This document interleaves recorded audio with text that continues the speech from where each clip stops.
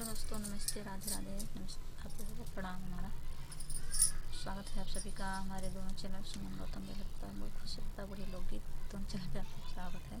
हम छोटा सा बहुत ही प्यारा सोहर गीत लेकर आए हैं। कैसा लगेगा कमेंट करके ज़रूर बताइएगा। और देखिए किस तरह से देवकी के लाल कृष्ण भगवान जन्म लेते हैं और कैसे वासुदेव बाबा गोकुल में छोड़ कर आते हैं, उसी माध्यम से गीत लिखे हैं। आप तो सुनिएगा, कमेंट करके बताइएगा। देवकी के जन्म में कन्हैया जेहलिया के भीतर, जेहलिया के भीतर हो सखिया खुली गए बांध के मणिया तो सगरो जोरा भाए, सगरो जोरा भाए हो सखिया खुली गए बांध के मणिया तो सगरो जोरा भाए, सगरो जोरा भाए हो। भादों की रातियां दियरिया जमक पनिया बरसाई, जमक पनिया बरसाई हो सखिया शीशा उठाई वासुदेव जी कान्हैया गोकुल छोड़ई, कान्हैया गोकुल छोड़ई हो सखिया शीशा उठाई वासुदेव कान्हैया गोकुल छोड़ई, कान्हैया गोकुल छोड़ाई हो।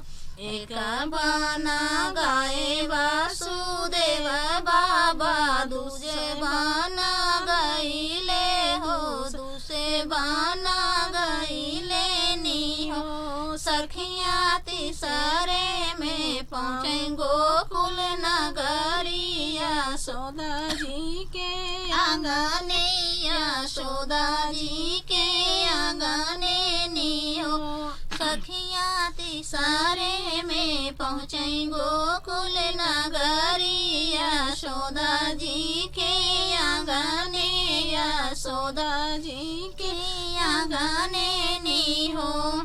यशोदा के जन्म में है कन्या त कन्या उठावई, त कन्या उठावई हो सखिया पलना होला रई कन्हैया लावट मथुराया वही, लावट मथुराया वही हो सखिया पलना होला रई कन्हैया लावट मथुराया वही, लावट मथुराया वही हो।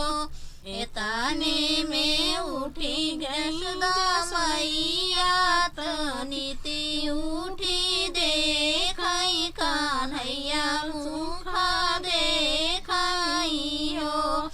एतने में उठी यशोदा मैया तो नीति उठी देखई कान्हैया मुख देखई हो सखिया गोकुल में बाजई बाधैया आंगनमा उठई सोहरे, आंगनमा उठई सोहर हो सखिया गोकुल में बाजई बाधैया आंगनमा उठई सोहरे, आंगनमा उठई सोहर हो।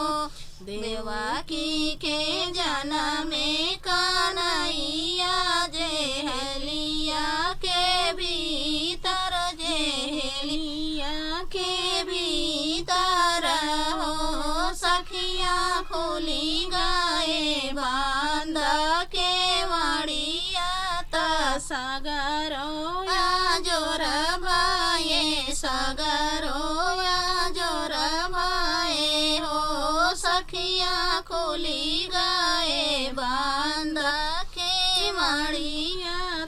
सगरो जोरा भाए सगर